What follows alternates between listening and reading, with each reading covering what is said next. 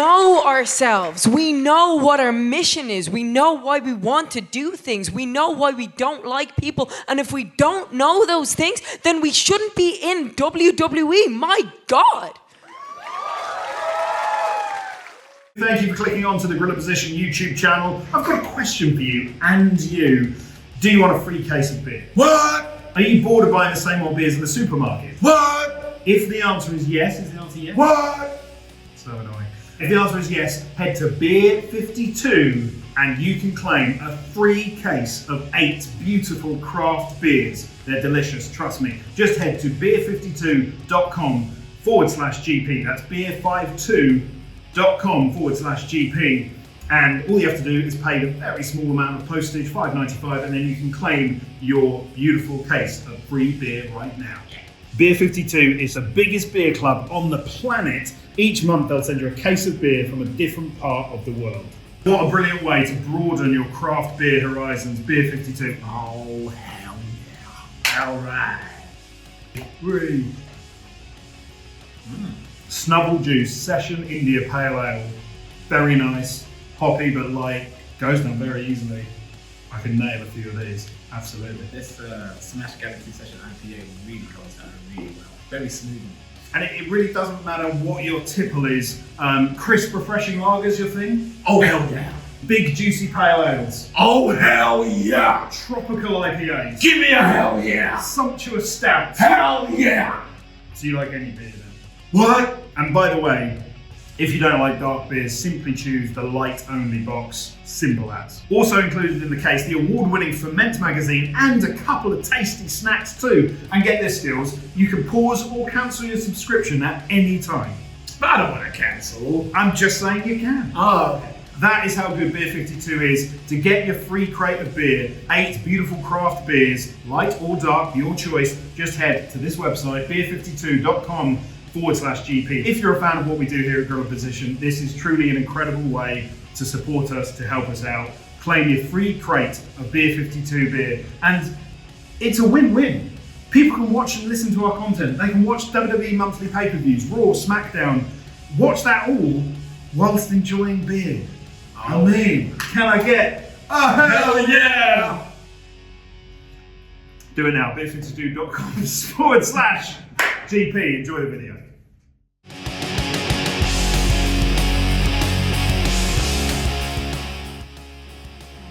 London, are you ready? No, I said, are you ready? You had better be, because tonight is about you. Our incredible fans in the UK. Enjoy a night with 2 of the biggest superstars the world has ever seen, and enjoy Gorilla Position live. Now, roll the promo.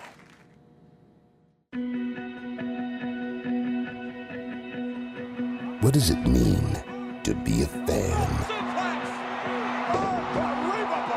To have passion, dedication, and a love that lasts a lifetime. Here comes James. James is the champion. I'll kick his ass, and that's the bottom line. What does it mean to belong?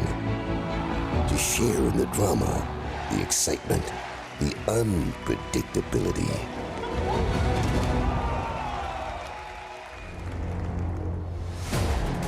Tonight, the show that celebrates WWE celebrates every one of you. A unique community, loyally bound by a common love that helps transform dreamers into champions. Tonight, these 2 fans, these 2 superstars, take over London. Come join the party. Celebrate your passion. Because to be a fan means making tonight last a lifetime.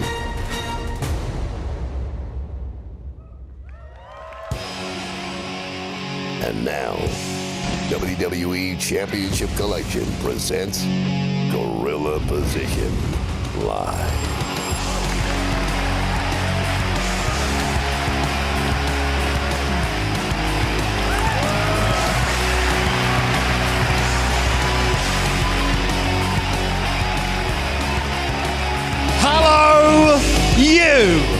And welcome to Gorilla Position Live.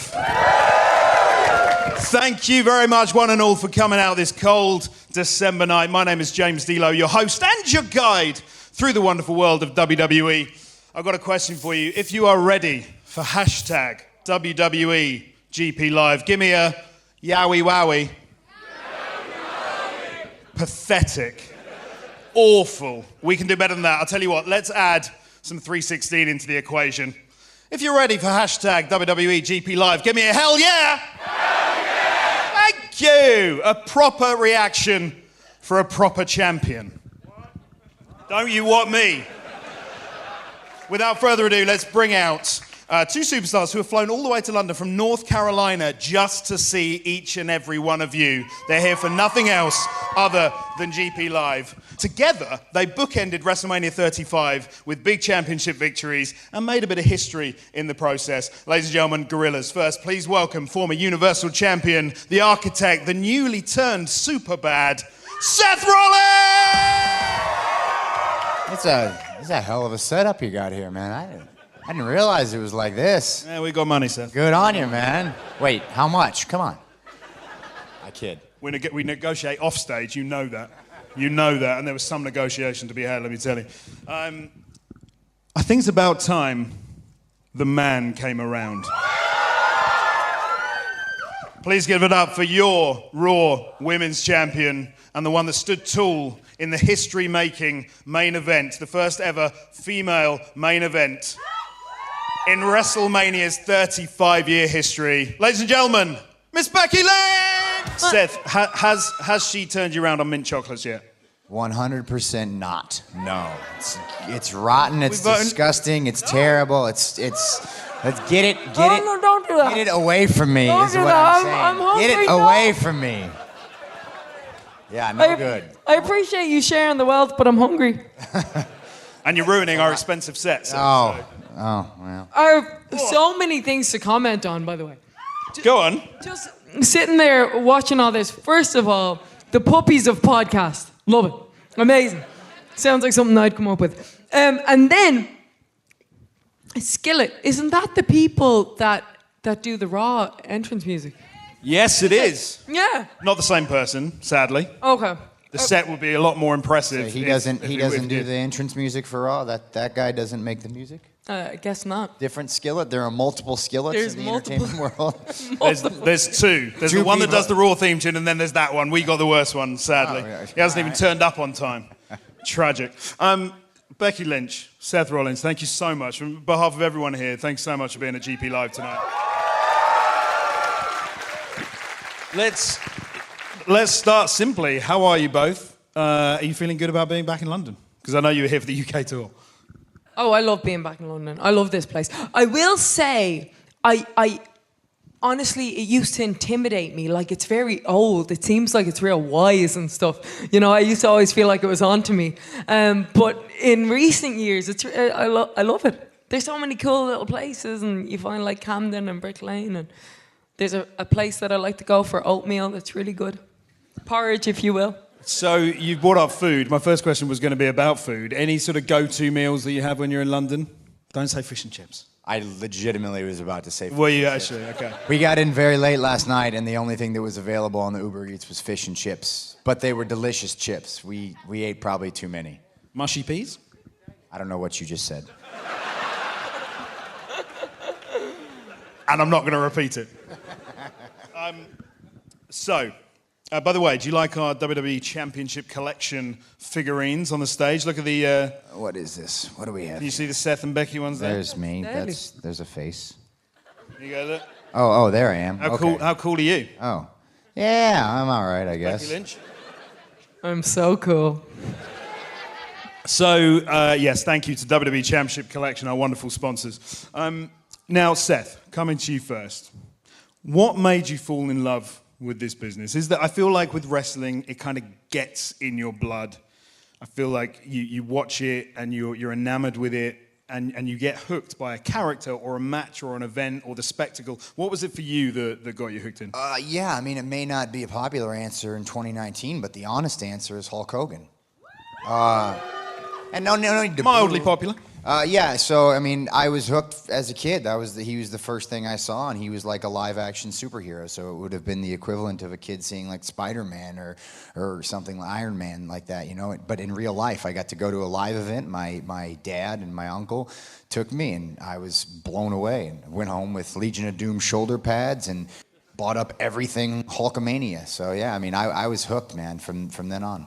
Because there's a famous picture of you holding, I thought it was an Ultimate Warrior toy. So were you a Hogan guy, not a Warrior guy? Yeah, so we had the old wrestling buddies, right? My brother and I, you know, grew up as wrestling fans, and he was a big Warrior guy. I was a big Hogan guy. I think the picture is me, like I was squishing both of them together, wrapped around my little tiny 4-year-old head. But yeah, we went back and forth. WrestleMania 6 was a really tough spot for us. That is a hard one. Yeah. But he was 3 years older than me, so he won most of the time. Fair enough. And Becky, what about you? Because you would watch wrestling with your brother, is that right, when you were younger? Yeah. Was there a talent or a match or a pay-per-view that you saw that really hooked you in? No. But it's... See you later. Sorry, not when I was younger. Like, I can't remember not watching it. And one of the comments that I wanted to make on earlier was, the Americans don't know what it's like to stay up till 4 in the morning watching the pay-per-views. The struggle was real with that one. Yep, sure don't. We were fast asleep at 4 in the morning. Struggle was real. But I just remember, was it on... No, when I was younger, I don't think we had Sky. But anyway, I always remember watching it just as a kid, and then I fell out of it for a while. Like you said, those years where you were a closet wrestling fan, I was just not a wrestling fan. And then I would see Mick Foley cutting promos, and my brother be watching. I'm like, oh, why are you watching that baby stuff?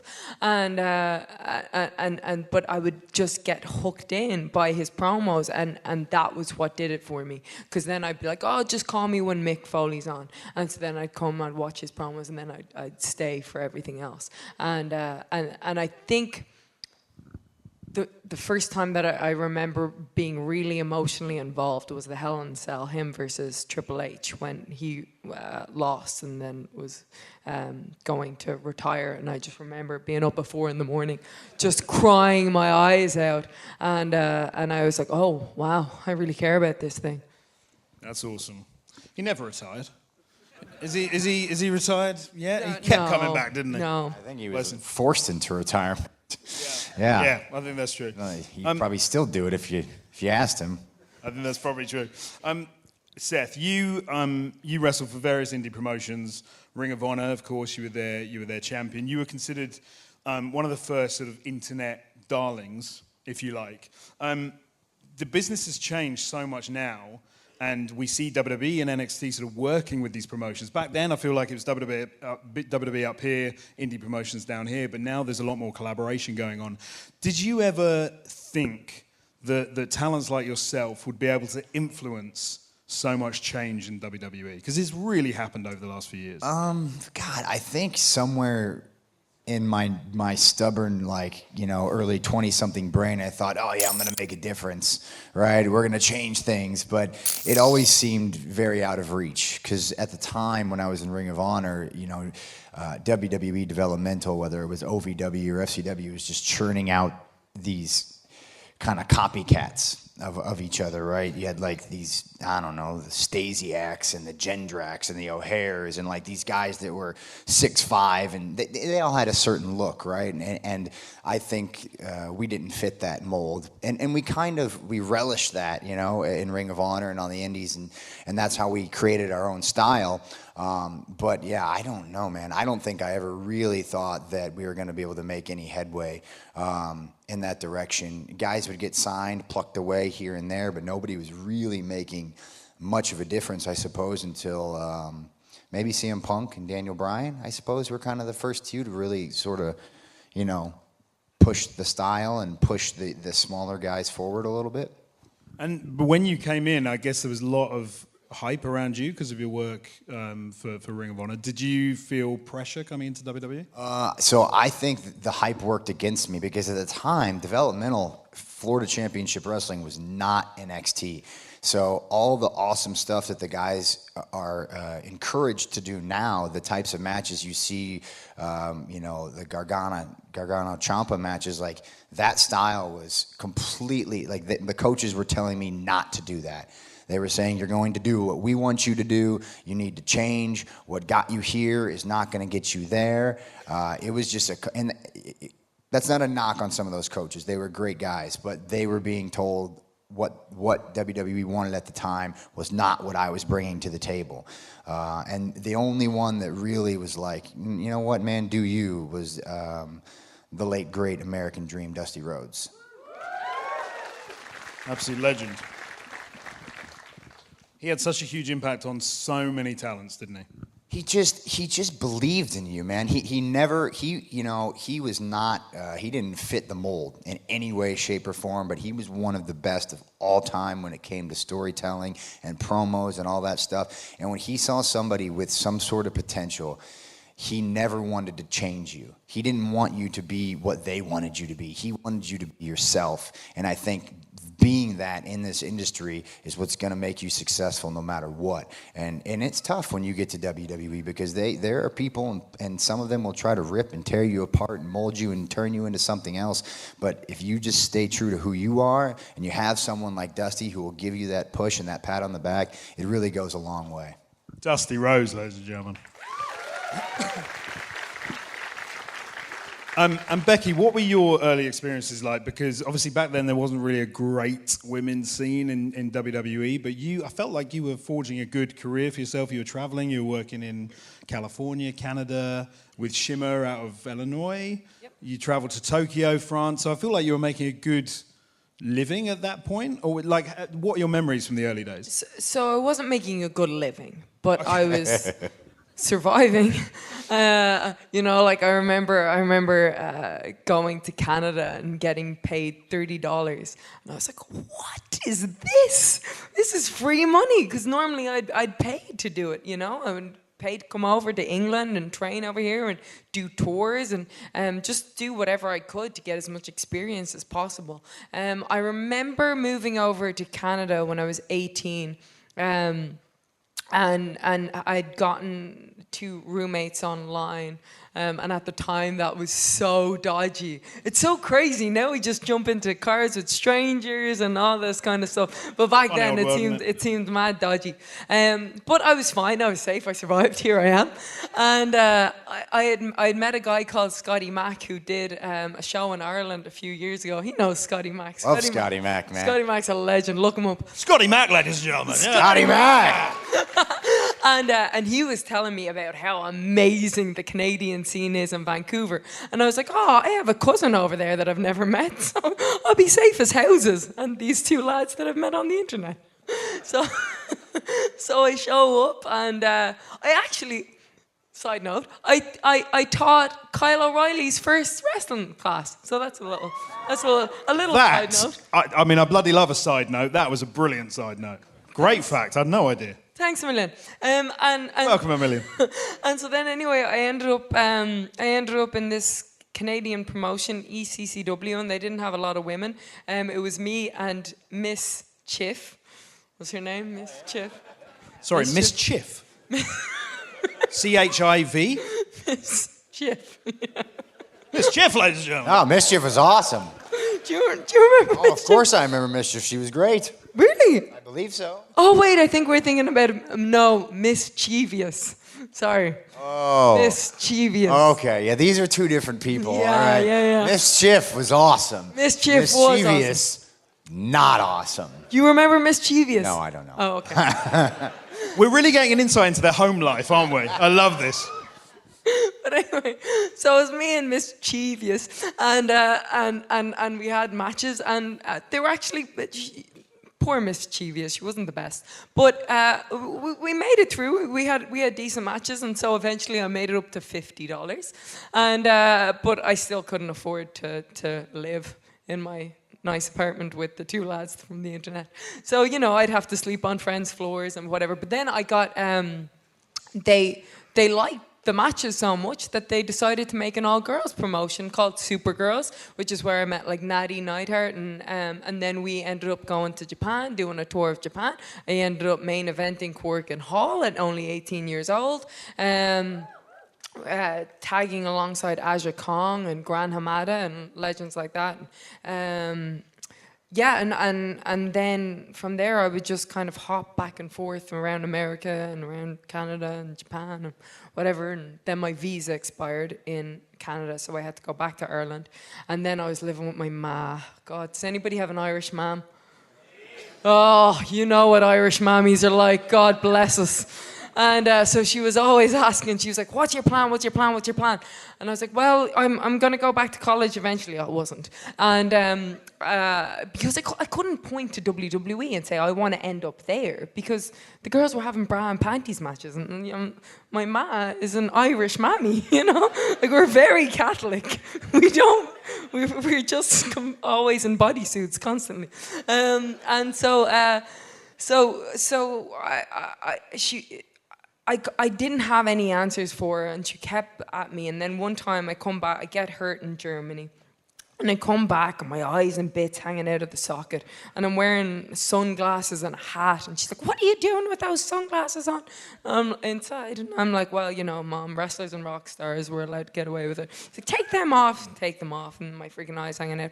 And she's like, what are you doing? What's your plan? You need to give this up. And at that time, I decided that I'd do a personal training diploma in Orlando. So I was going over there, and by the time that I got on that flight, I was like, oh, maybe my mom's right. Maybe I shouldn't do this. Maybe there is no future.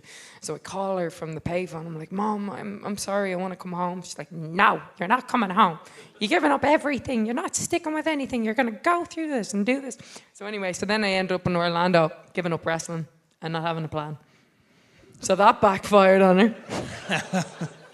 And I think you mentioned it, you touched upon it there. Am I right in thinking you had quite a bad head injury in 2006? Yeah. And were you forced into quitting? So that was it. Like, I'd gotten a concussion, gotten my head messed up. But to be honest with you, it was more that I kind of went into this state of depression and got lost, and I didn't know what I wanted to do. I didn't know, and it was one of those things where I couldn't face it. I couldn't say, guys, I don't know. I don't know if I can do this. I don't know if I'm up to it, and I need to step away. So I was just like, world, don't look at me, you know, and just disappeared into the darkness.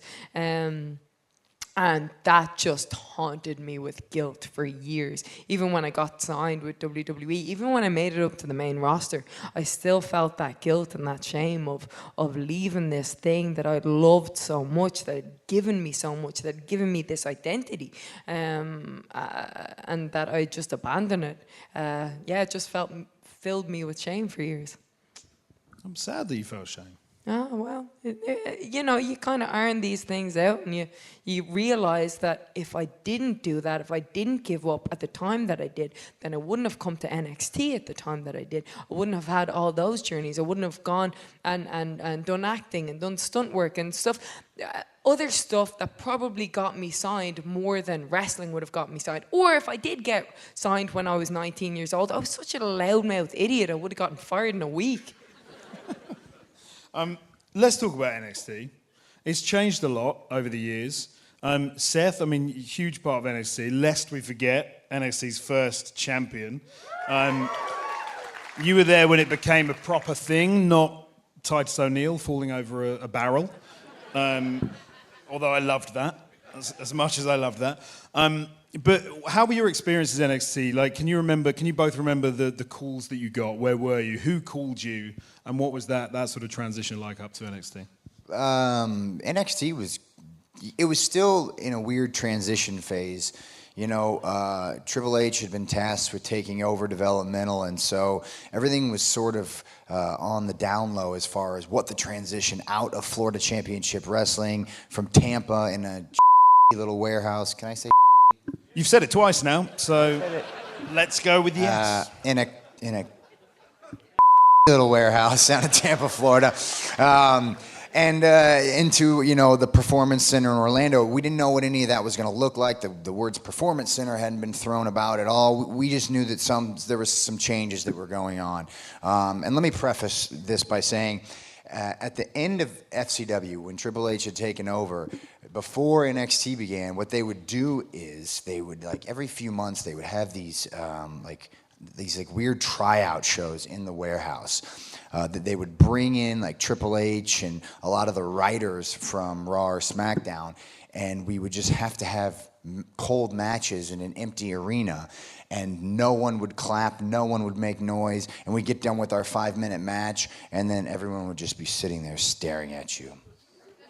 And it was extremely intimidating, and nothing ever came of it, right? No one would ever get called up. We never knew what the purpose of it was for, or they were just judging you, seeing how far along you had come in your training. And I'm like, this is not how you judge people. This is not how you judge trainees or see how far things are going. You need to see them in front of a live crowd. You need to see how they interact with an audience, because that's indicative of how you are as a performer and how you can grow. But then Triple H got the idea to change the whole thing. And I don't know what happened along the way, but I knew from the beginning that NXT was going to be something better, right? I knew it was going to be bigger. Immediately there was an attachment. We weren't just like this stepchild thrown away down in Florida. We were connected to WWE, and I knew it was going to be something big. And it kind of started with WrestleMania in Miami, where we first had matches at Access. For the first time ever, they had developmental matches at Access, and myself and Dean Ambrose were embroiled in this pretty sweet feud, because it was the first time we'd ever worked together. Our careers had paralleled coming into WWE, but we never touched each other. And so it was the first time that something in WWE developmental had caught fire. And so people were coming out to these Access matches at 9 o'clock in the morning to see myself and Dean Ambrose. And I think there was a little bit of buzz around that. Ambrose had done the thing with Mick Foley that was... such a shame that didn't go anywhere. It really is. It could have been awesome. But, again, like Becky was saying, weird stuff happens for a reason. If that would have happened, the Shield would have never happened. So, yeah, but there was a little bit of buzz, and then NXT started to happen, and everything started to come together, and I really... I don't want to use the word politic, but I really pushed to be the face of NXT as it got off the ground. I had no inclination of what it was going to become. Now, as big as it is, its own brand on USA, but there was something, and it was very exciting once Triple H took over and you started to see the pieces fall. Triple H. What a legend, huh? Let's just jump to Triple H very, very quickly. I feel like both of you your careers have been sort of influenced a lot by Triple H. You've obviously worked very closely with him. Is he the savior of WWE that everyone makes him out to be? Time will tell. Short and sweet, intriguing. Becky? He's really been a driving force in making the women equal. And that I can't thank him enough for, because he was the one that gave us the opportunity to just have storylines and have matches with time. Shocking if you give us that and we can have good stories in time. So I'll forever appreciate that. And like I said, time will tell. And talk about your start in NXT. I feel like the Irish dancing gimmick is. That was all Triple H. So who came up with that one then? Triple H. Oh, he did. No. Nearly fired me after that.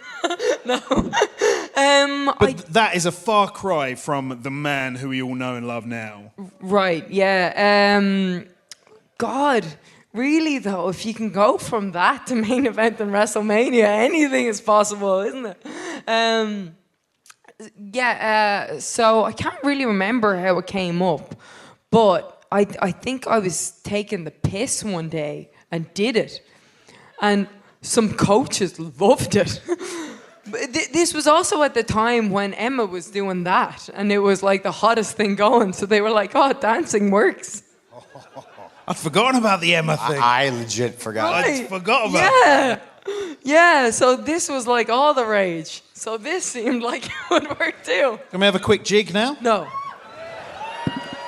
Shut down immediately, that was. Don't support that. No, that's fair. And so the women's evolution completely began in NXT. Can't be argued. We had Emma and Paige. We then had yourself and Sasha and Bayley.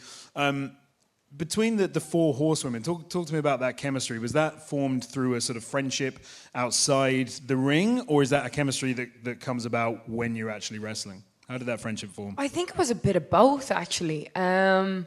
So all four of us were down there in NXT, and we all had the same goal. We all wanted to just have good matches and just make women wrestling be cool, be something that people wanted to watch. And it just shouldn't have mattered what our gender was. It was just that we liked wrestling. We wanted to do good wrestling, and we wanted to entertain good people. And I think we all just had that goal, and we were all very competitive as well. And I think that helped a lot, because everybody wanted to have a better match, and everybody wanted to be the best. And it just constantly pushes you when you've got people that are they're trying to be better than you. That's how you get better. I feel like there was a real snowball effect. That there was more better matches, more drama. Everything just grew and grew and grew into a crescendo, and it was an amazing time in NXT. Well, yeah, that's the thing. Once you give people opportunities to prove themselves, they do or they don't. And we did, and then we kept getting more opportunities to do it again, and then more opportunities. And sometimes we would knock it out of the park, sometimes not. But that's the thing. And that's the hard part, right, with women in wrestling. Like, all wrestlers, we all have bad matches. Maybe not him. But we usually have... people always have bad matches, but if a guy has a bad match, it doesn't end up being a debate like, maybe men's wrestling shouldn't be the main event of things. You know what I mean? So sometimes you feel like you're carrying the weight of a whole division on your back, because if you have a bad match, then people are like, well, women shouldn't be main eventing. Well, they absolutely should. And yes, of course they should. Of course I should, anyway. Talking it just on your own. Yeah. Just you motivating on your own. Me and a broomstick. Talking about being given opportunities, Seth, let's talk about your faction, The Shield. An incredible debut, a brilliant run. It was very obvious that WWE put a lot of stock into you three guys, and I guess I can speak from a fan's perspective. We get frustrated with stop-start pushes with some of new talents that come through. Titus O'Neil on the barrel, for example. But with you guys, it felt like you were protected, you were pushed to the top, and lo and behold, three legit main event stars were born out of it. Why do you think the creative machine got behind The Shield so much? What do you think WWE or Vince's vision was for you guys? Well, we didn't suck. Simple as, really. No, we weren't going to let it be bad. For me and Ambrose, this was our shot. This was it, man. We worked too hard to get to that point to let it die.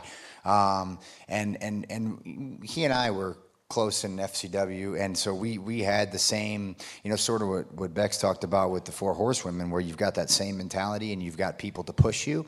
That was what we had. We had that mentality. The three of us, we kind of brought Roman along with. He was real new to the game at that point, but we were not going to let it fail, no matter what. Anytime there was an obstacle in our way, like we were gonna say, no, you have to stick with this. This is too good. You're not going to mess this up, and we're not going to let you mess this up. And then we went out when we got the opportunities, and we tore the house down. Didn't matter what three dudes you put on the other side of the ring in any combination. We never had a bad six-man tag match. Not one. I dare you to find one. Would never happen. I'm such a huge fan of the Shield. Yeah, and the pace at which we were performing and having great matches, and we were elevating everybody that we were working with to, you know, levels that they didn't even think they could. I mean, you look at what the Usos were doing before and what the Usos were doing with us. They're just a small example, you know, but we were elevating everybody that we were working with, and everyone was excited to have matches. Not at first with the Shield. They didn't like the beatdowns, but eventually when it turned into wrestling matches, everyone was like, oh, these guys are not too bad at pro wrestling, so maybe we want to get in there and have a good match with them. And yeah, we just weren't going to let it fail, man. So it was just a mindset of anytime creative tried to pump the brakes, we just broke the door down and told them no, it wasn't going to happen. There's a few examples I can point to specifically, but that was the mindset. We knew we were going to be the top guys. We knew we had to push everybody else aside to get there, and we weren't going to let anybody stop us.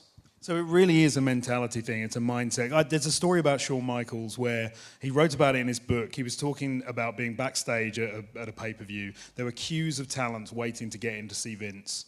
He pushed past everyone in the line and went into Vince's office and said, what do I need to do to make it to the top? And Vince said, you've just done it. So is there that mentality of you've just got to push yourself forward? I mean... And is that true? That's a risk right there. Yeah, okay. That's a risk. Yeah, Vince on a bad day probably on a bad day, you just get fired. You go find somewhere else to work. But no, I mean, being successful in our industry really, I mean, there's two things, right? It's a mentality of you have to visualize yourself at the top. You have to see that. You have to believe in yourself. But at the end of the day, you also have to perform.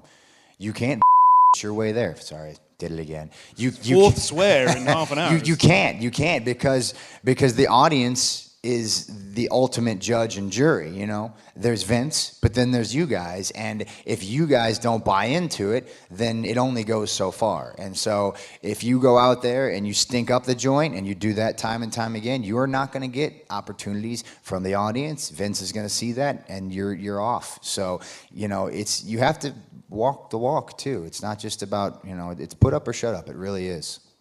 You talked about Roman being new when the Shield first formed. That wasn't the original plan. I know there was a link between the Shield and CM Punk, and he was pitching for you and Dean and Cassius Ohno. Yes. Can you imagine a Shield with Seth, Dean, and Cassius Ohno? So what's the story there in Punk's involvement with the Shield? You know, I don't know a whole lot about that, aside from the fact that, like I said, Punk was kind of one of the first guys from... What did I miss? There was a moth. Oh. The moth gets a pop?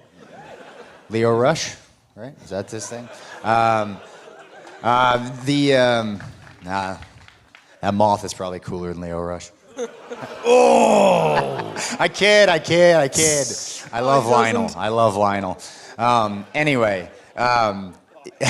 No, I told you, Punk was one of the first guys to really push the door down for the indie darlings, so to speak. And Ambrose and I were just sitting down in developmental, and we were toiling, and you know, Punk was working the same guys week after week, and he was just bored of everybody who was kind of just there collecting a paycheck, not busting their ass, just doing the whatever they needed to do. And he, one way or another, whether it was him or Heyman or both of them, they were working together at the time, and they were like, look, these are three guys who we know, who we trust. Let's bring them up. Let's do this. And, you know, obviously there was a lot of potential with Roman Reigns as well. And I know Hunter was a big fan of him. And for whatever reason, they didn't see the potential in Cassius at the time, and so they ended up inserting Roman in there instead of Cassius, and that was never a discussion with us. Myself and Ambrose had no clue. When we first were getting called up, we thought Big E was in the damn group, for crying out loud.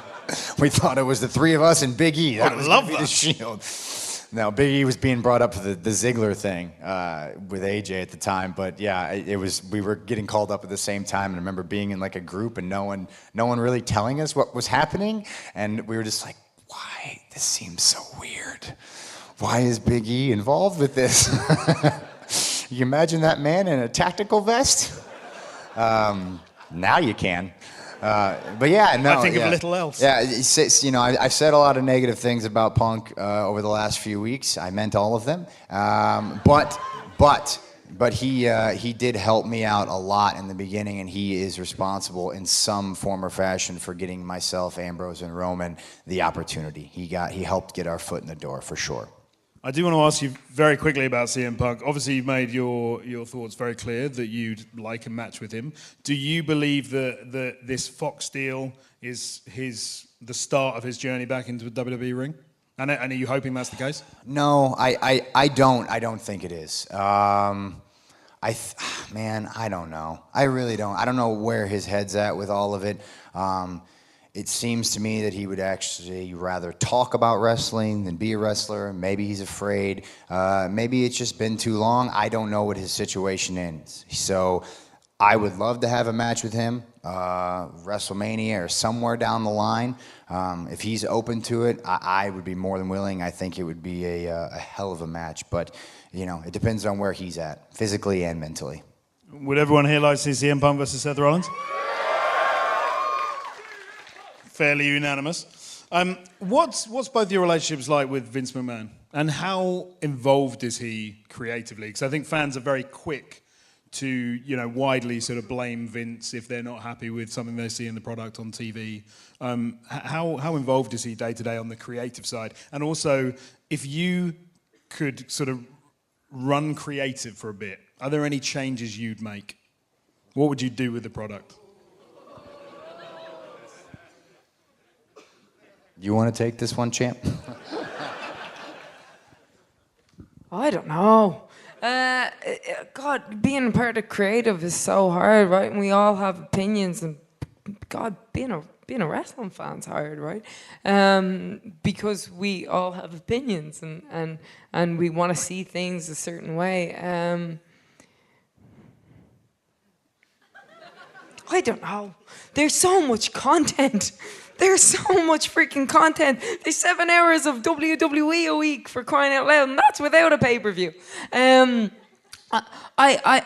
think I would give the wrestlers more freedom to talk and to be able to cut their own promos, because we know ourselves. We know what our mission is. We know why we want to do things. We know why we don't like people. And if we don't know those things, then we shouldn't be in WWE. My God. Right? So yeah, maybe I'd do that. That's a great answer. But do you think because of how things have changed, the growth of social media, it's like they do 90 minutes of digital content a week, I think, and then, as you say, 7 hours of TV. For any creative, for any writer, for any person thinking up storylines, that's a tough gig. That's impossible. That's an impossible gig. That is so much content, because that is 52 weeks a year.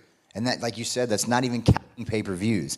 So that is an impossible. You look at any other television show, 10 episodes, an hour a week. That's it. That's all they do. That's crazy. And then they take 6 to 9 months off and write and film new stuff. So, yeah, I mean, our creative team has a difficult task to manage all these interweaving characters and storylines.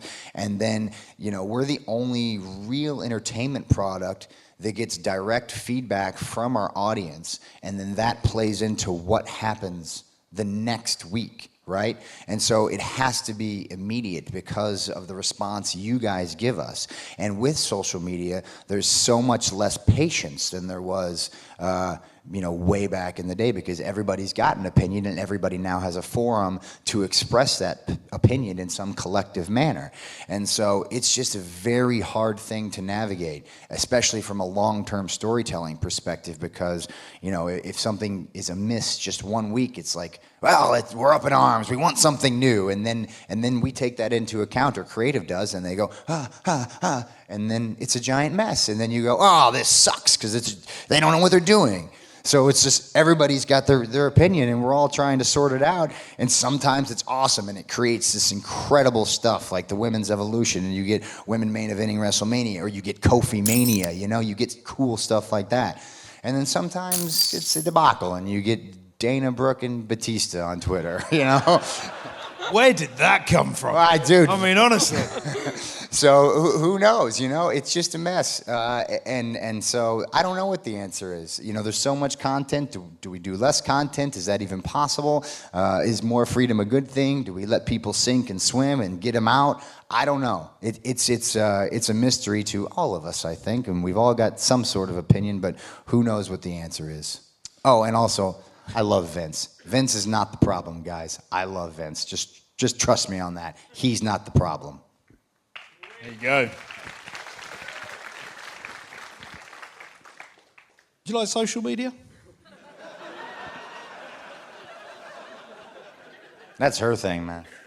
Okay, Becky. Although I guess it's been my thing. It's lately, your all thing of a as well, sudden. Seth. It's very much your thing at the moment. You've Yeah. been A lot way of talk more about active social. than I have recently. Yeah. But it's changed the game. Becky, I mean, your program with Ronda. The one-on-one match we never got at Survivor Series. A, do you think we're going to get that match again? And B, and I've sort of seen you swerve this question a few times, but what's your relationship like with Ronda, genuinely? Because I feel like things did get a bit heated. She called wrestling fake. It all got a bit weird in the build-up to WrestleMania. Brilliant, and it got everyone talking.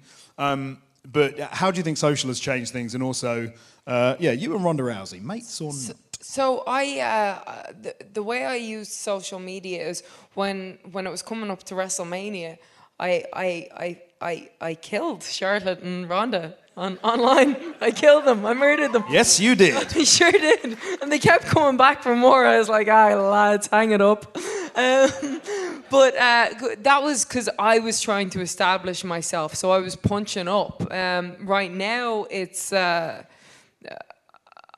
I can't do that as much. Right now, I've gotten to a certain level. I gotta either relax on, but plus also, you know, it's too much of a good thing, right? Like if I keep doing it, it's with everything. You kind of just then eventually roll your eyes, and you kind of have to pay attention to when's it time to bail out, and you know, when's it time to let somebody win a Twitter beef or whatever it is.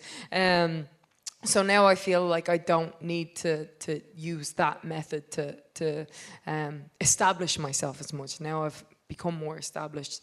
But if the opportunity presents itself, I will not back down. And then Ronda, I think she tried to cut her finger off to avoid facing me again. Isn't that what she did? She's like, oh, sorry, I can't come back. Seth's over here with a broken finger, still wrestling. I was going to ask you about that. What happened, Seth? I punched Eric Rowan in the face. Never a good idea. He was trying to put his hands up, and I ended up catching his elbow, and as they say, it ain't ballet. And so here I am with a broke pinky and a splint, looking like a weirdo. And he still made it to GP Live. Damn right I did. That's dedication. Commitment.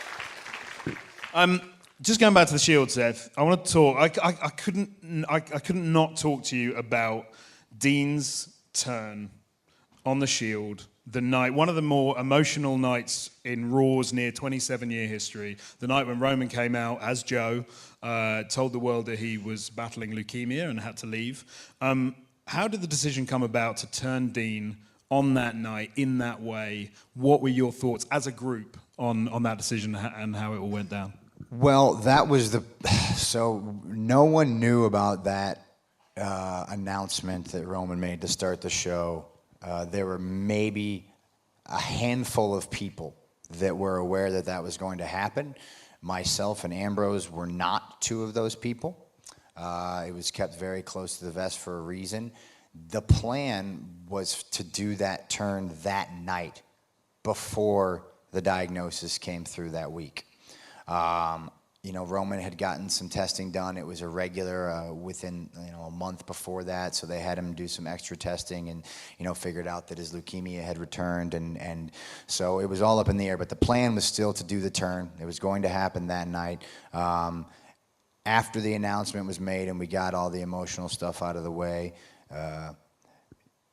Triple H came to us and told Ambrose and I that it was our decision how we wanted to do that. If we wanted to continue to do it this night, that was up to us. If we felt like it was wrong, if we felt like it was something that we needed to push back another week, we could do that as well.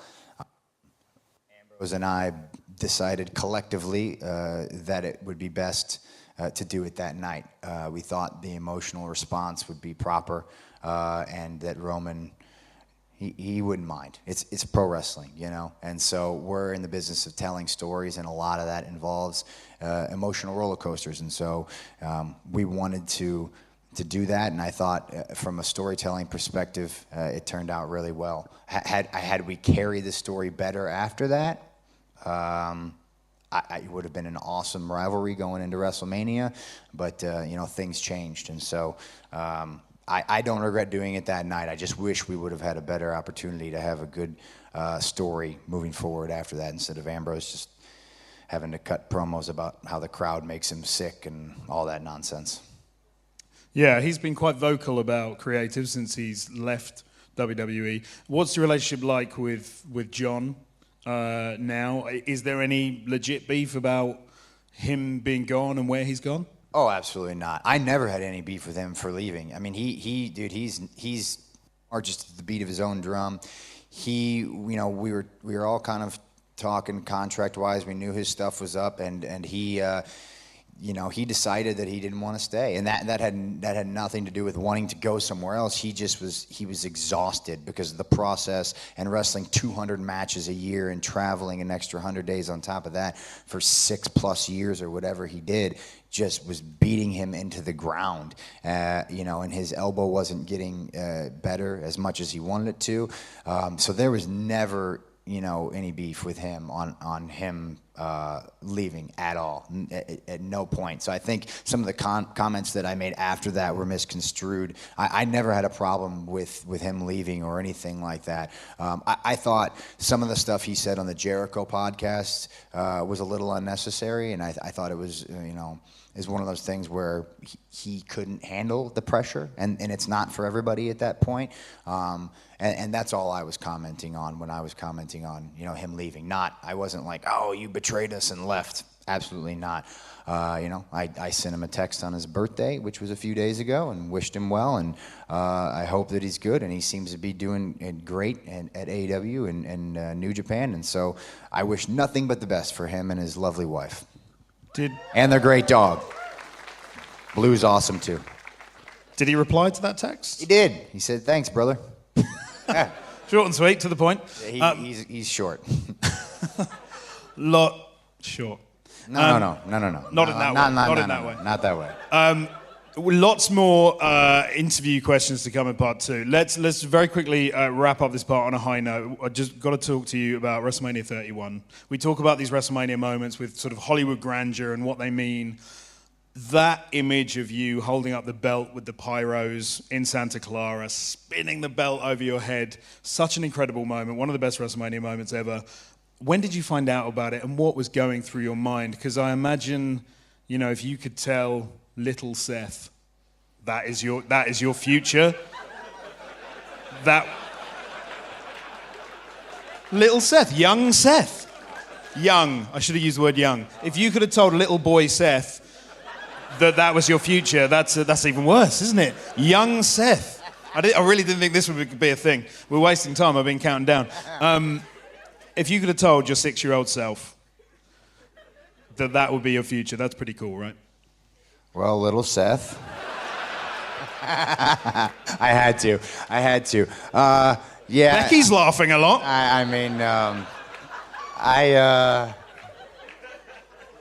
She's gone. Honestly, never in my wildest dreams would I have imagined the moment to look or feel that way. I found out, it was a bit of a process, and since we're short on time, I'll give you an abridged version. I pitched the idea, God, it had to have been the week after the Royal Rumble. I think the Rumble was in Philly that year, and I remember Roman winning, and the place... People booing. Booed it out of the building. And I saw an opening in that moment. There were no plans discussed for me with the briefcase since I had won it, 9 months earlier or whatever the heck it was at that point. And I thought, well, no one's ever done it. And if now is the time, this might be it. And so I pitched the idea, and it sat on the shelf for a couple months. And then the week of WrestleMania, I kind of got some inklings that it was on the table. Didn't know if it was going to happen or not. Obviously, you know, with Brock Lesnar involved, it's a really tricky situation. And so I didn't find out until maybe halfway to 3/4 of the way through that show. It was after my match with Randy had gone through. You know, I thought I was done for the night. Hit the sweet stomp into the RKO. I was happy, you know. I was ready to sail off into the night and, you know, have my first singles match at WrestleMania. And then, you know, Michael Hayes grabbed me and brought me into the room and asked me, you know, he told me what was going on, and we figured it out. And it was extremely nerve-wracking. We were going off air as it was happening, and so there was kind of a time crunch, and so I was in Gorilla just freaking out, thinking that we were going to lose this moment. And it was after that, once my music hit, it was all a blur. I remember almost nothing except for thanking Roman when I covered him, and then kind of sitting down in Gorilla after the fact. But I get to relive it all the time in highlight packages, so I never would have imagined, little Seth never would have dreamed that it would feel like that.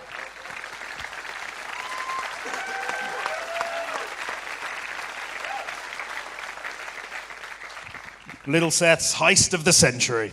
Lots more questions to come in part 2, and also you guys take to the floor and you get to ask the questions. Before we wrap things up for part 1, though, I think it's about time we got a little bit more personal, even more personal than Little Seth. It's time to play Superstar Mr. and Mrs., or as we're calling it, roll the VT. Mr. and Mrs. Superstar Mr. and the Man. So here are the rules. Seth will wear some headphones. Ash, Matt, get on the stage, please. Seth will be listening to some music while Becky answers questions about Seth. Obviously, Seth won't be able to hear anything. And then we'll do vice versa. Becky will listen to music while Seth asks questions about Becky. It's going to be fun. Becky, come on up. Oh, I stand up. All right. Seth, can you hear me? Allow me to adjust my pants. You can. Is music playing? Is music playing? Can Seth? He's not happy about the music. What's the music? What music are you listening to? It might be Dean Ambrose's theme tune. Oh. Where am I going? You centre stage with Matt Davis Adams. So, this is quick fire round. Matt, over to you. Okay, Becky, you ready? Go. Right, first question. What would Seth say is your most annoying habit? Oh, how I chug water. I squeeze the bottle as I drink. Yeah, that's weird. Yeah. Which member of the McMahon family is Seth most likely to invite to a dinner party? Probably Vince. Good choice. Which member of the Shield is he least likely to invite to a dinner party? Ooh. Maybe Dean, because he talks less. Okay. That was very well judged.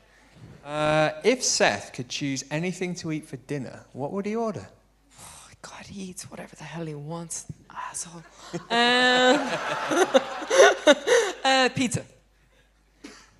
What would be Seth's ideal Christmas present this year? Huh? Yeah, sure. Universal champion. Okay. No, wait. Well,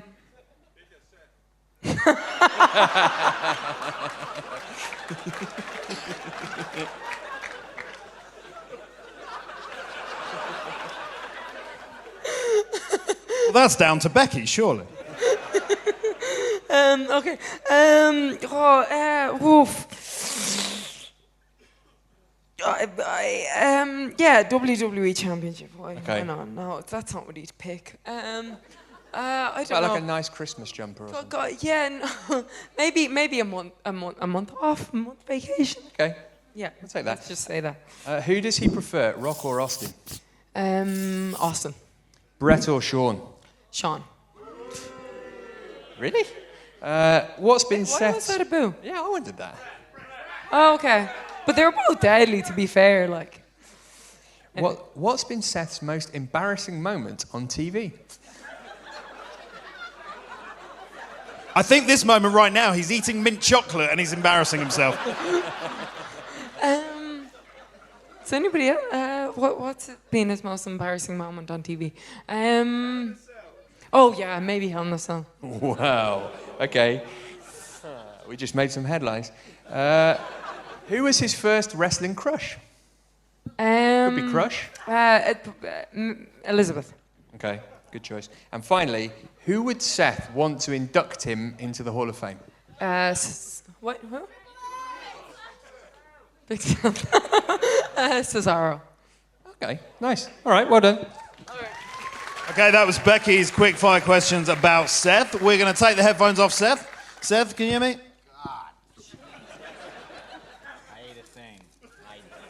I can't believe you still got a problem with mint chocolate. Oh, it's delicious. so gross. Why do you have to taint the chocolate with the mint? I would say the man has no taste, but he's with me, so. That's a good point. Right, Ash is going to ask you your quick-fire questions about Becky. Let's make sure the headphones are on Becky Oh, that's so she delicious. can't hear anything. And Becky, can you confirm what you're listening to? Oh! Hey, that's worse than my swearing right there. That is. That's Ronda Rousey's theme tune. I had Ambrose in Becky's headset. Right, Ash, take it away. Right, Quick-fire you ready? questions. Okay. For Seth, what would Becky say is your most annoying habit? Oh, my most annoying habit? Oh, man. Oh, man, I don't know. Wow.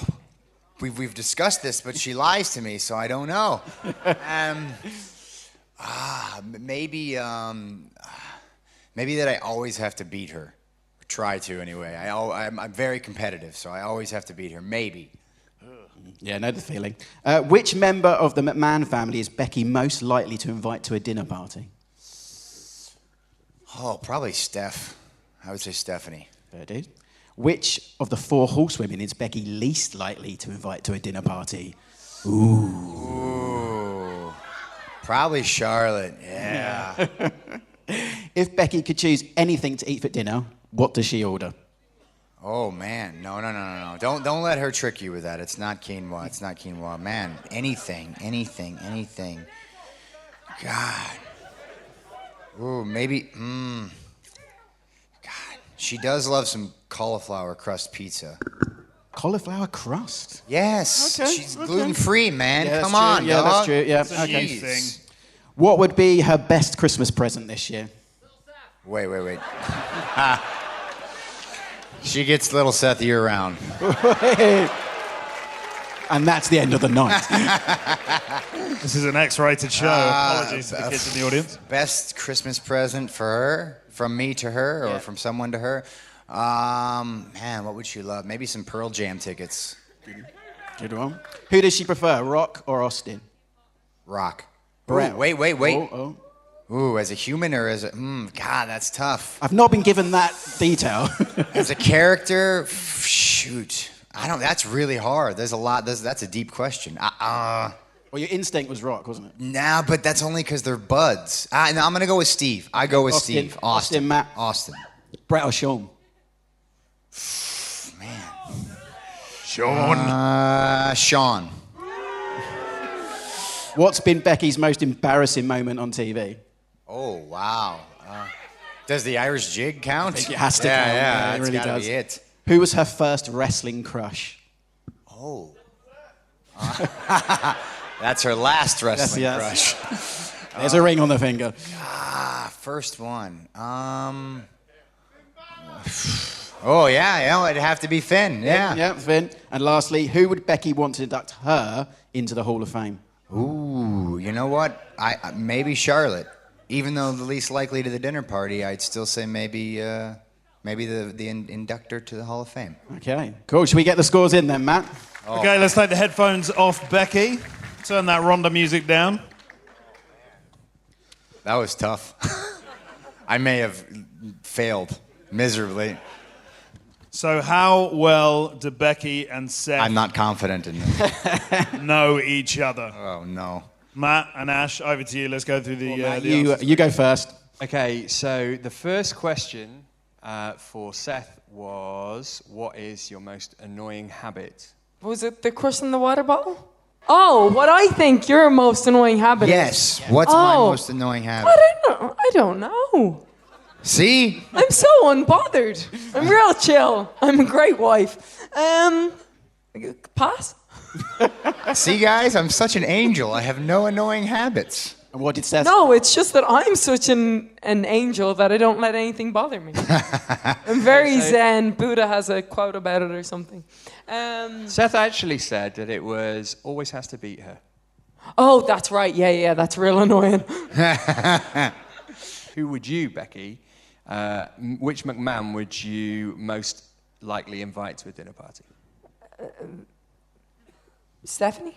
Yes. Yeah, that's what Seth said. Yes! Well done. So scared I was not going to get any right. Got one, that's all. I'm set.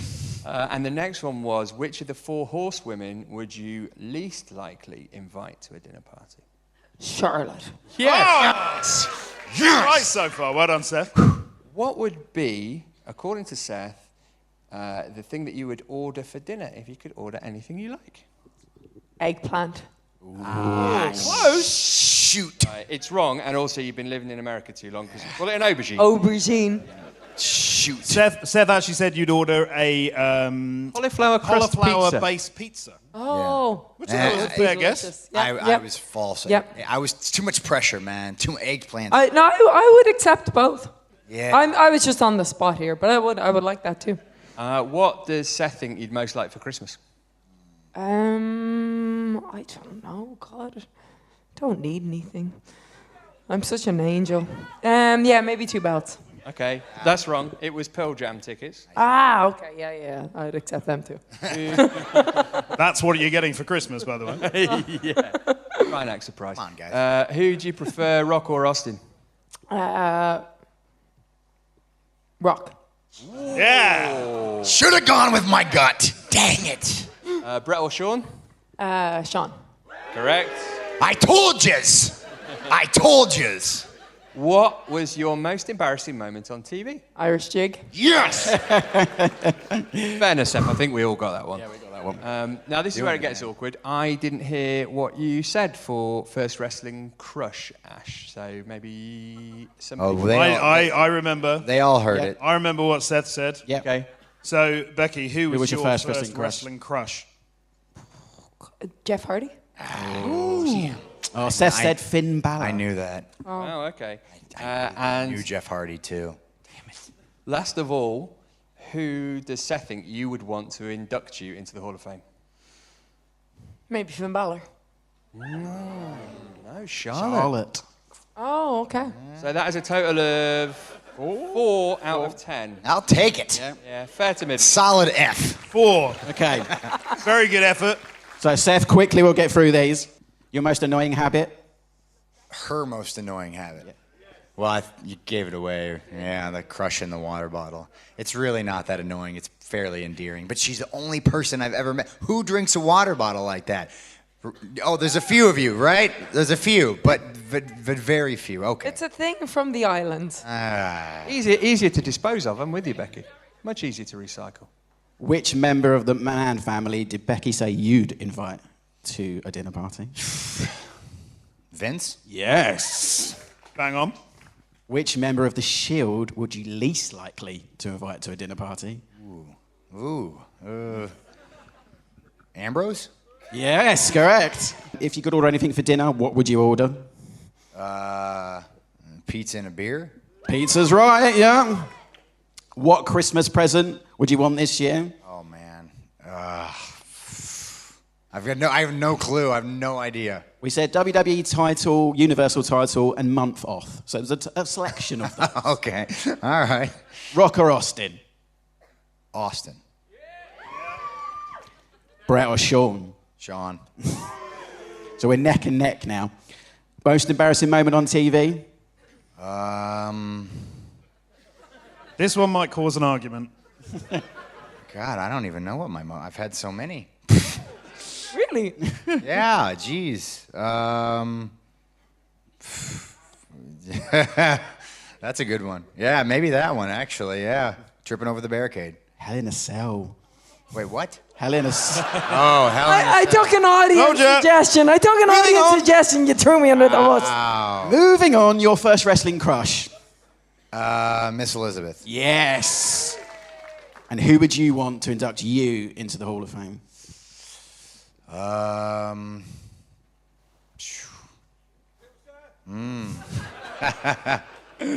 He's very talented, but not that talented. Maybe Triple H? Just said Cesaro. Ooh. Yeah. I think 1, 2, 3, 4, 5. Becky is the winner. Damn. Ladies and gentlemen, Becky Lynch, the winner of Superstar, Mr. and the Man. Becky, we do have a prize for you. We went to a lot of effort to get you a prize. Actually, it's something for you to share. It's an early wedding present from everyone here at Grub Position. Unfortunately, Skillet's got it, and he's still not here. Yeah, we've tried. We don't know where he is. So sorry. It's off making music. I get it. It's, yeah. He's composing the next Raw theme tune. But we will try and organise the wedding present. I apologise, it's not here yet. But ladies and gentlemen, that is it for part 1. We'll be back in 15 minutes. You guys get to ask the questions to Becky Lynch and Seth Rollins. The bar's open. Go and enjoy yourself. We'll see you back here in 15 minutes.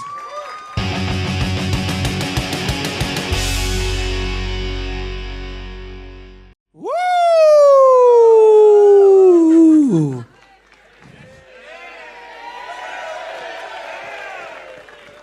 It is I, your 16-time podcast champion, Skilly T. Make some noise there, ladies and gentlemen. Your wheeling, dealing, kiss stealing, podcast talking, smack walking. I don't know what I'm saying. Skilly! Hey, James, how you doing? You all right? You made it then? I made it, yes, baby. Skills! I'm here. So good to be here, man. You're an hour and a half late. This is Gorilla Position Live. This is the biggest night in our show's history, and you're late. I know, I'm really sorry, but, I had to go and get that, that package you were asking me to collect. Sorry. Yeah. What is that? That's the package you were asking me to collect. That's the small package. Yeah. That's the small. That's not a small package. It's not a small package. Little Seth is definitely not in there. No. No. Sorry. What are you talking about? You told me to go down and pick up a package. You know how long it took me to get that package? You should try and get that on the Jubilee line. It's ridiculous. Sorry. I asked you to get a box from GP headquarters. Yeah, that's the box. No, that's not the box. Do you remember? What? The box I asked you to get was the wedding present for Becky and Seth. That is the wedding present. That is not a toaster and a little bit of the bubbly. Classic. What is that? Do you remember? It had a label on it saying BSS, Becky Seth Surprise. That's the label, BSS. I'm so confused. What? You guys see that? Everyone can see that, right? BSS. Am I making that up? Exact more. Becky Seth Surprise. I'm so confused. What's in that box? What's in the box? Oh my God! BSS, British Strong Style, baby. Come meet the adoring fans, guys. Trent Seven, Tyler Bay, ladies and gentlemen. Make some noise, ladies and gentlemen.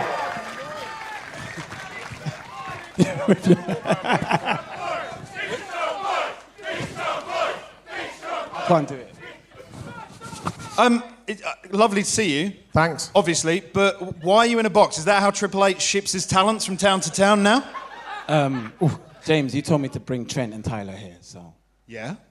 To be fair, I mean... You also told me to get them in a box. In a press box. Oh. So they're VIP guests, so they had a good view, not in a box like... Guys, I'm so sorry.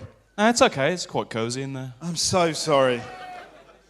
We've had worse travel situations on the Indies anyway, so don't worry about it. Okay. Well, I mean, it's lovely to see you. So, how you doing, boys? We're wonderful. Hello, London. It's great to be here. 2/3 of British Strong Style and 100% of Mustache Mountain. Oh, yeah. Oh, yeah. That's some sexy meat there. So what brings you here to Gorilla Position Live? Well, we just wanted to come down and say hello and spend the night with you guys, if that's okay with you. I'm sure you'll agree, these fans, the UK fans, are the best in the world. Yeah, absolute next level. Absolute next level. From all the way from when we started, obviously, on the independent scene, there's faces that I'm going to sit down. Yeah, you have a rest. Since back in the day when we started churning up those miles on the M6. No, but seriously, all the way up and down the country, all the way through the Indies, and even over the world, the support's been fantastic for us. And obviously with the expansion into the UK with NXT UK, you guys have just followed us all the way, and if not, you've turned it up even more. So thank you very much from the bottom of our hearts for your support. Both of you guys, thank you so much for being here. I'm sorry you were shipped in a box. We talk about the UK fans being awesome. Tyler, anything to add? Indeed. Yes, actually. Seth Rollins, from one former champion to another. Ooh. I'll see you at some point down the road. Oh! Come on! Hello, you! Did I hear my name? Oh my God! Are my ears burning? Oh, okay. Oh. No, I didn't come here to burn Mustache Mountain down. Yeah, okay. I came here to say, name the time, name the place. Be my pleasure. Hello, you. Ooh. That is dream match territory. I'm sure you'll agree. I hope we see that one day down the road.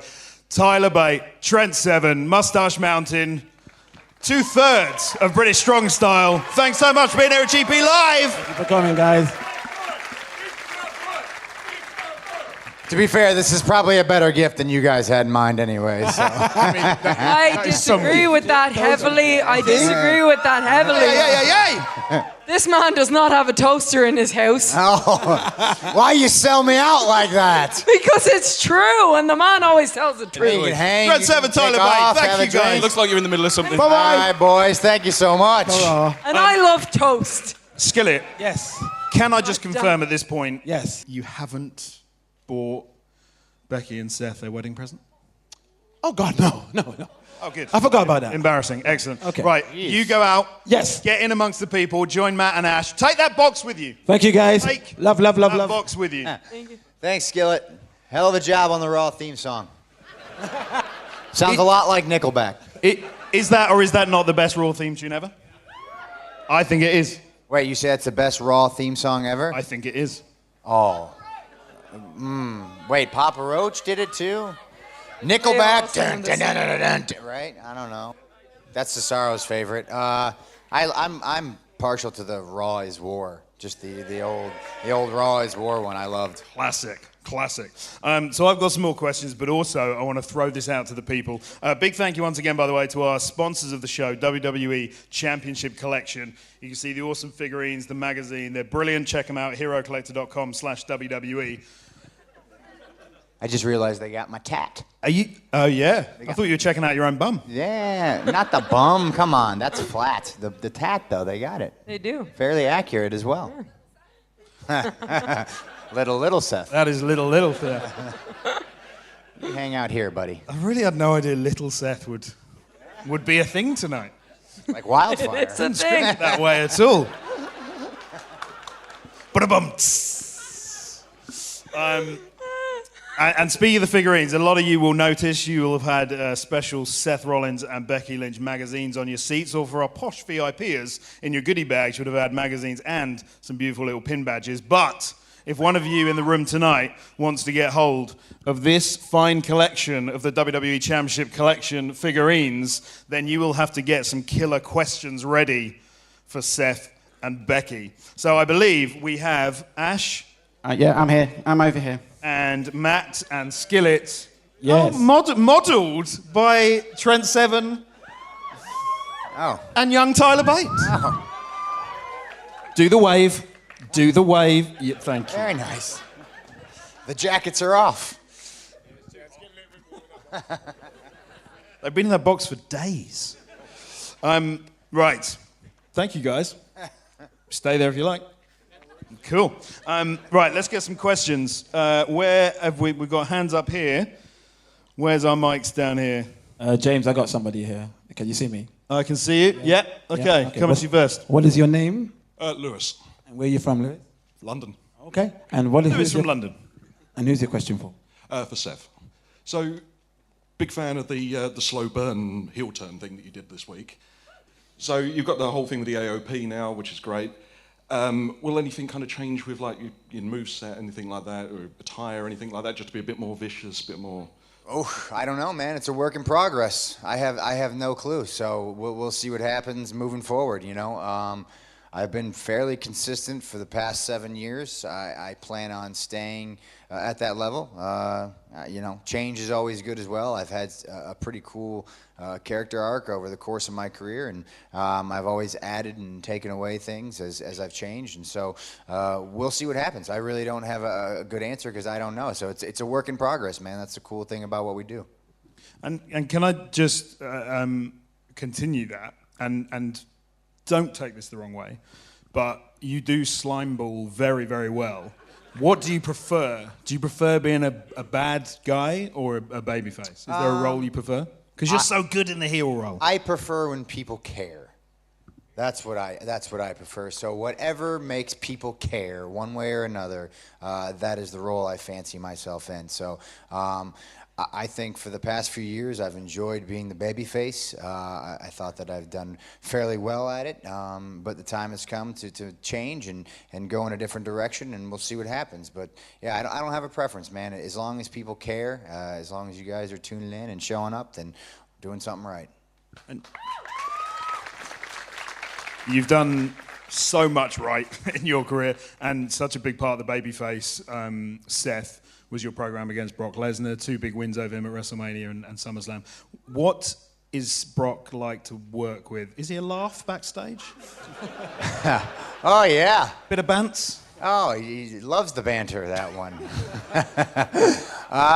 You know what, man? He's an interesting dude. He's certainly, everything that you've heard about him and read about him is dead on. There's no exaggeration.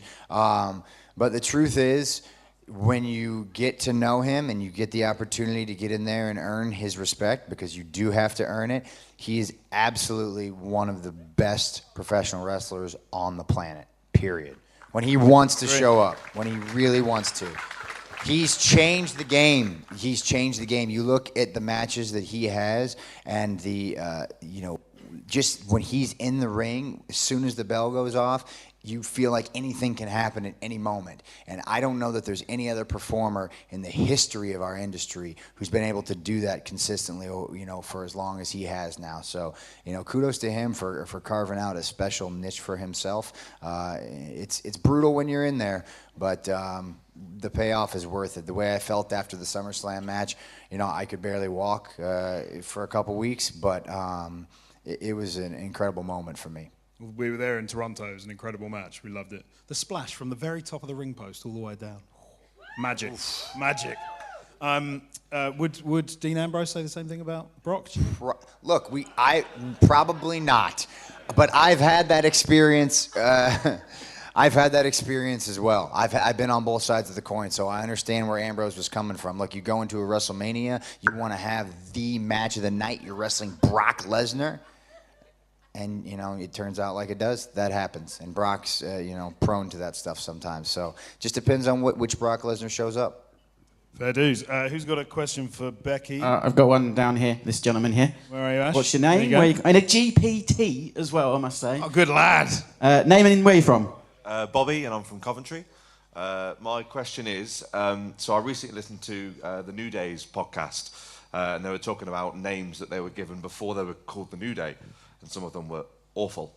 Was there anything that you both were given, or ideas you were given from creative, that nearly became reality, but we're all glad that didn't become reality? Well, when I first came up to the main roster in the women's revolution, they wanted to call myself, Paige, and Charlotte the submission sorority. Turns out that was a porn site. Said porn site sent Vince McMahon a fruit basket. for all the traffic that Vince sent them. So there's that. Ooh, what about, weren't you almost asked to shave your head? Oh, yes. Yes. Are you going to be in the Serena role? No, not even. So this was the whole pitch that I got sent to by a writer. It was like, what if Becky shaves her head? And that was pretty much it. But it wasn't it wasn't that something that I did on TV. It wasn't I lost my hair in a match. It was just, what if Becky was bald? I was like, no. But in fairness, they had 672 hours of TV to write that week, so, you know. Yeah, but you'd think that they would want to at least fill it with a hair versus hair match, especially with hair so luscious as mine. Very lovely. We're getting some great stories tonight. Anyone else? Questions? I've got somebody up here. Matt is upstairs, I believe. Matt? Right up here. There he is. Hello. Who have you got up there, Matt? What's your name? My name's Dave. I'm from Croydon. Hello, Dave. Hello. It's to both of you. What's your best and or funniest Vince McMahon story? That's a great question. Oh, there was that. There was. So when we were going into the storyline on TV, I was a little bit apprehensive because normally the way that girls are portrayed is they're usually just somebody's girlfriend. And I was like, look, I've done all this work. I don't want to just be somebody's girlfriend. He was like, you're not Seth's girlfriend. He's Becky's boyfriend. Ha ha ha ha. And the man's man was born. God bless it. So my story with Vince is a recent one. There's so many to pick from, but it involves her. So we took like our first vacation ever. Actually, it's where I proposed to her, and we spent 2 weeks in Hawaii, which amazing. We hadn't taken a Monday off in ever. Right? Ever. So we took a Monday off, took a vacation. And when we came back, I was sitting with Vince and someone in his office somewhere, and he goes, we were talking about something, and then we got done, and I was about to leave, and he goes, can I ask you a personal question? Oh, geez. Can Becky get a tan? Just being Irish and all, so I laughed so hard. And I was like, she'll tell you she identifies as a tan person now. She was a tan person for a week. She got a great tan in Hawaii. But yeah, it just the way he phrased it, I was like, oh no, how is this going to go? This could end poorly. Am I going to fight Vince McMahon right now? Can she get a tan? Can Becky get a tan? And she just turned beet red. I go beet red. I don't tan. I just go red. Disaster. James, we got one down here. Where are your skills? I'm Nick from London. I was wondering, with the announcement of Dave Bautista and the NWO going into the Hall of Fame, who would you both like to see going next? Great question. Who's not in the Hall of Fame? Christian. Why doesn't Vince like Christian's face? Is that a thing? He's got a very punchable face. Does he? Fair. Oh, yeah. Love Christian. As someone with a very punchable face myself, I know a punchable face when I see one. Touche. Okay, so Christian in the Hall of Fame. Owen Hart. Yeah, I mean, maybe the Bulldog's got to go in, I think, at some point. The Bulldogs, probably, right? Yeah, or Owen. Owen's got to go in. I'm not there yet. Come on now. Oh, that'll be the day. So you said, and obviously there are complications, but you said Owen Hart, that you'd like to see him in the Hall of Fame. Does everyone agree? I'd see Owen in the Hall of Fame. He 100% should be there. I don't know that it's Vince as much as it's the family that's cautious about it. So I'd love to. I think grudges are just, and I understand this one obviously. If there was ever a reason, Jesus, but I would love to see it buried. I just think I'd love to be able to go to a Hall of Fame and watch Owen Hart be inducted. What Miss Elizabeth. What a talent. Miss Elizabeth. Yes, he does. Any other questions? I'm here. I've got one. What's your name and where are you from? I'm Rhiannon from Glasgow. My question's for Becky. If you could choose someone to be your tag team partner who's not Charlotte, who would you pick and why? Great question. Yeah. No. We don't want to see that. Who would it? Huh? Getting names hurled at you. Who else has a suggestion?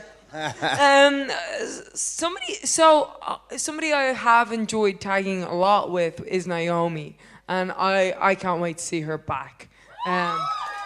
So I'm gonna go with Naomi. Nice one. Got some up here, James? Okay, Yeah, I skills. think Matt's got Oh, one. Matt upstairs. All the way up here, yeah. Hi, I'm waving at you now. Hi, you can't yeah. see me. Yeah, hi. See you. I see you. Hi, my name is Yuan from South London. Question for Becky. Is there anybody on the UK or Irish scene that you'd love to face in a future match?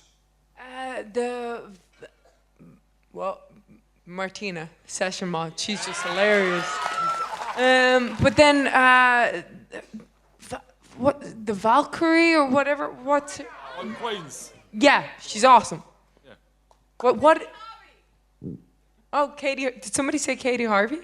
Yeah, Katie too. Jetta? Huh? Who else? Jetta. Jessa?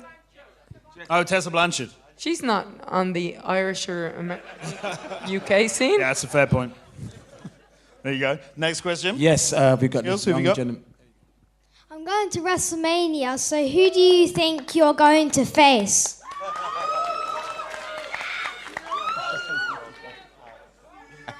You have to ask him, y'all. You gotta ask him, man. Look, Becky doesn't want to wrestle CM Punk, all right? I said I wanted to wrestle a mop. Can I just put something to you? AJ Lee and CM Punk versus Becky and Seth. Come God, on. my back's gonna be sore from carrying that one through it. Ah, no. She doesn't weigh that much. It won't be that bad. Touche. WrestleZone are going to love that one. Next question. Who have Yeah, we I'm got? here, James. What have you got for us? What's your name? It's a question for both of you, really. Who's next in the push of WWE? In the push? As in, who's the next superstar coming through? Who's gonna get pushed? I would say Rhea in the women's division. You can see that already. What about you, Seth? Any thoughts? Man. As for the boys, I don't know, man. There's so many guys in NXT. I mean, the whole Undisputed Era, maybe. All four of them, right? Taught Kyle everything he knows.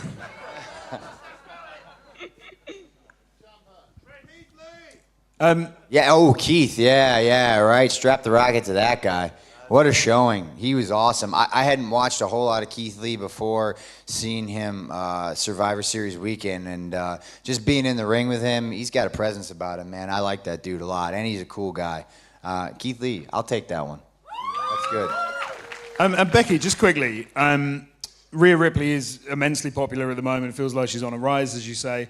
As someone who's on a massive role in their career, like yourself, do you sort of get worried when you see the younger talents coming through? Or do you see that as sort of ammunition to push yourself forward? Yeah, that. The second one. Also, because I can't do this alone. You know, like... It's a great point. We look at the Raw Women's division. First of all, how much more can I wrestle Charlotte Flair? And or... We're anchored together, but there's also nobody else, really. There's the Kabuki Warriors, they're in a tag team. There's Natty, there's Sarah Logan, there's Liv Morgan, and Liv and Sarah have been sitting in the back. Natty comes in and out. We need women. We need women to rise up and challenge me, and otherwise I can't do this. We can't have more main events unless there's enough people to do it and make it interesting. Because here's the other thing, right? It's like interest in you goes up and down, right? Like it's like I'm the stock market. Sometimes I'm up, sometimes I'm down, but I'm always money. Yes, you are. Cena and Steve Austin levels of winning on TV for you. Do you feel? Does it feel pretty amazing that the WWE are putting so much stock in Becky Lynch? Yeah. About time. Moving on. But look, and that's based on everybody's help, right? That's because everybody got behind me and they made their voices heard and they supported me because they saw me when I was the exact opposite and I just couldn't get ahead, and I would do everything that anything to generate any bit of interest, and people paid attention and they helped me move along and move up, and I've just appreciated that to no end, and I know that, you know, eventually everything falls, and hopefully by the time that happens, it'll make it really interesting, and it'll really boost somebody who's coming up through the ranks, and so sometimes, you know, we see people that are on a roll and we're like, God damn, they get everything. But eventually when the payoff, when somebody beats me, they're gonna be a big star themselves, and that's pretty awesome. But good luck to them. I'm keeping this forever. Forever. Next question. Yes, James, we have this young, lovely lady here. What is your name? Hope. And what is your question? Do you two want to be a partner at Mix Max Challenge? Oh, please, Lord, don't let them bring that back.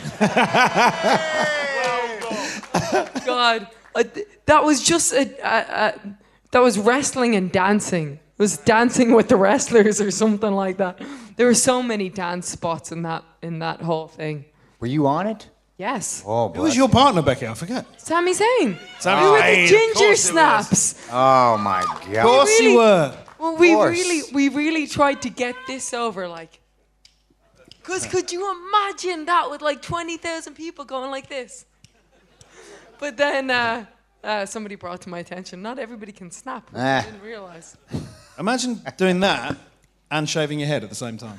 That would be awesome. Great question, thank you, Hope. Who else have we got? Matt, I'm have going you to got anyone scoot. upstairs? I'm going to scoot through. You going, Matt? Pass it. Yeah, we're going Matt upstairs. All right, okay, I'll scoot next. Hi, my name's Dan. It's a question for both. Hello. If you each only had one more WrestleMania main event, who would you choose to be your opponent?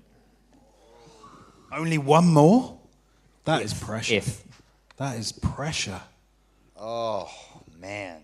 If I had one more, it would be against Roman and Dean. Incredible. I'm Becky? going to go with the 4 horsewomen 4-way. Any frustrations from your part that it wasn't the 4 horsewomen main eventing WrestleMania 35? No, I was in it. And that's all that matters. I won 2 belts. Just talking about the women very quickly, one more question from me.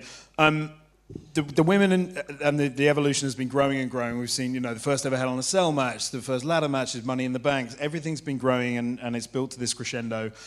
But what it was missing was you to a degree, because it was the fans connecting on a level like they connect with an Austin, with a Rock, with a Hogan. What did you do differently that formed that connection between you and the audience?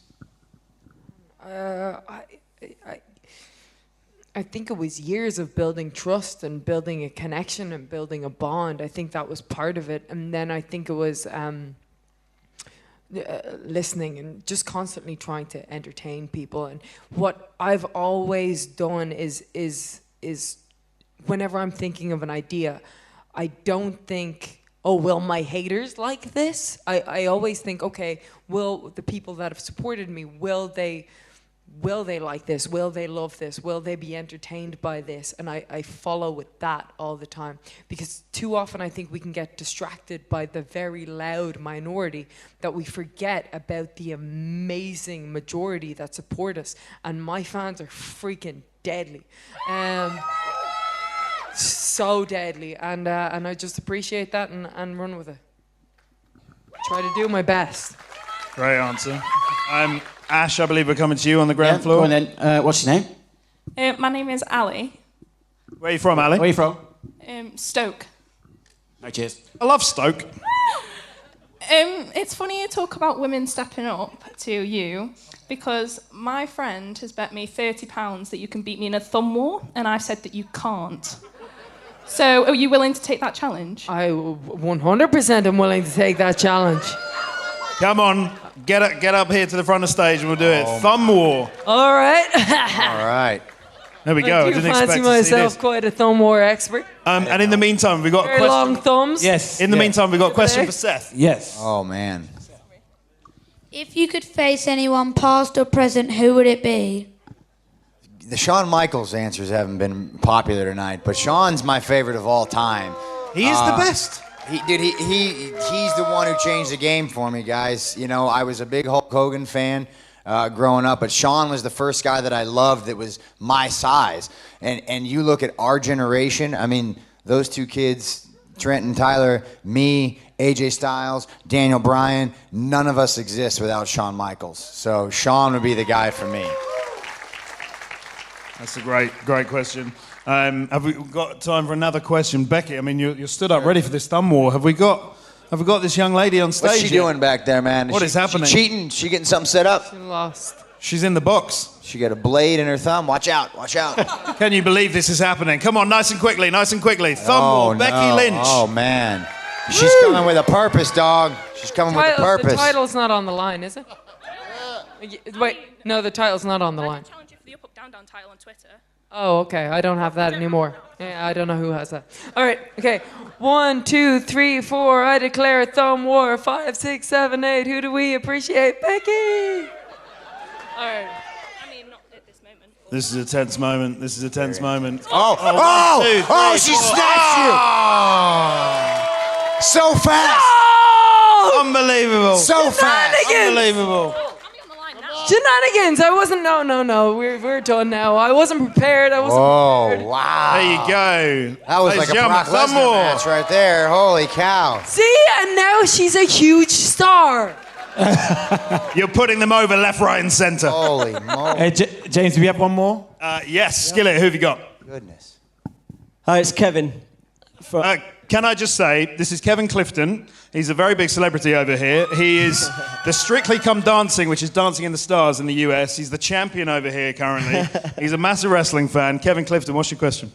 So, sometimes when I'm watching wrestling, I get annoyed with, like, us as fans. And I was wondering, you know, when you're a baby face and you really want to get over, and then sometimes as fans we sort of think we're cool because when we cheer the heel instead.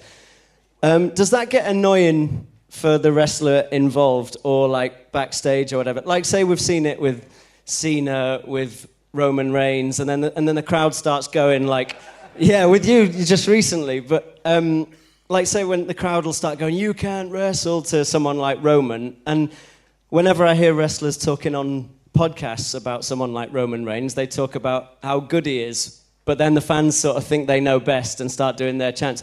Does that get annoying for you guys, or is it just a case of whatever's causing a reaction is good for you? It can be a bit of both, quite honestly, because we're still people, and we're out there, and nobody's out there trying not to be the absolute best at their job. I should hope not anyway. We're all going out there trying to do our job, trying to do what's asked of us in the back, and sometimes we don't even want to do what's asked of us, right? But we have to go out and try to make the best of it. And then and so then when we hear, and we're just going out there trying to make you guys enjoy yourselves. So then whenever we hear a negative reaction, it does hurt. But then at the same point, people are entitled to their opinion, and if they're making noise, then they're making noise. When the beach balls come out, lads, why did you pay a ticket for a wrestling show? You knew there was going to be wrestling. And stuff like that. And then sometimes the AEW chants, I guess I don't understand, because I feel like it's like going to a Backstreet Boys concert and chanting for Pearl Jam. Like, you know you bought freaking tickets to see the Backstreet Boys. But yeah, people are entitled to their opinion, and look, and it can change the course of things, and that's sometimes good, sometimes bad. Okay, then we've got time for one more I've question. got a young lady. Oh, go on. We're going here? Okay. What's your name? Rosamund, And your question, Rosamund? what's your favourite place to wrestle? Oh, London. That's a nice question. Oh, favorite place to wrestle, man. London is up there, I will say. If not the best, it's very, very close. O2, I've had some sick moments at O2, man. So it's up there. When you guys are on and you're not throwing beach balls around, it's a pretty good time, dude. So O2, you know what's the wackiest place for me is Santiago, Chile. Oh, yeah. I mean, I don't know if it's because we never go down there, but we went down there a few years back, and I had a signing at a mall, and it caused a riot. There was a riot at the signing. They were closing in. They would take no, not take no for an answer, and so we had to leave. And they trashed the whole place. I went to the show later that night, and the place was nonstop, just crazy loud the whole time. So, along with London, Santiago, Chile is actually one of my favorite places. You do travel an incredible amount, and I just want to say these guys have come from Monday Night Raw. They're doing this show tonight. You have a pay-per-view this weekend. There's SmackDown on Friday. Round of applause for Becky Lynch and Seth Rollins for making the trip all the way to London just to see you guys. In terms of best question from the audience, there was a young boy over there from Glasgow who I think asked a nice question about, I think it was about tag teams maybe. So I think... She's a girl. That's absolutely fine. Apologies. I can't really see very clearly because of the lighting. What was your name again? Rhiannon. Thanks so much for coming. The prize bundle is yours. See us after the show. Yeah. So that was a lot of fun. Becky, Seth, thank you so much for being here. What have you enjoyed the show? And Seth, coming to you first. What is your takeaway from tonight? Oh, man. I think, first of all, yes, we've had a great time. This has been awesome. Thank you guys so much for having us. It's been incredible. I think my biggest takeaway is that this just is another example of how cool it is to be a wrestling fan, you know? It is cool, right? That's what we're here celebrating is professional wrestling, this art, this sport, this entertainment that we all love. And to be able to hang out on a stage in a room with all of you guys and just talk about pro wrestling like we care about it and it's cool is awesome. So it's a nice reminder after the longest year of my career, best year of my career, but the longest year of my career that wrestling still rocks. So thank you guys so much. Appreciate that.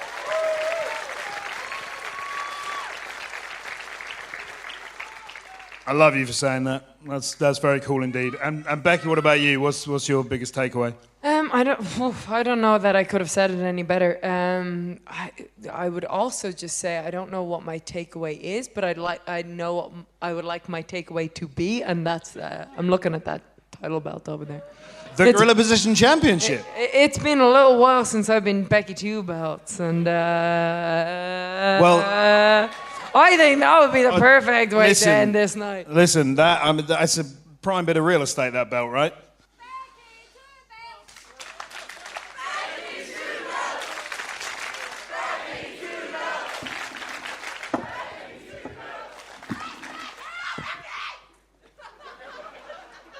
I think I did it, lads. Becky Two Belts. Oh, she's back. I'm back.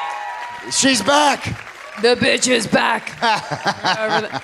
Ladies and gentlemen, for our VIP meet and greet ticket holders, queue up along the front of the stage and you will get to hang out with the man and the architect after the show. To everyone else who's come out tonight, safe journey home and a very Merry Christmas. Ladies and gentlemen, Becky Two Belts and Mr. Seth Rollins. Whoa, thank you guys. Thank you so much. You were all awesome.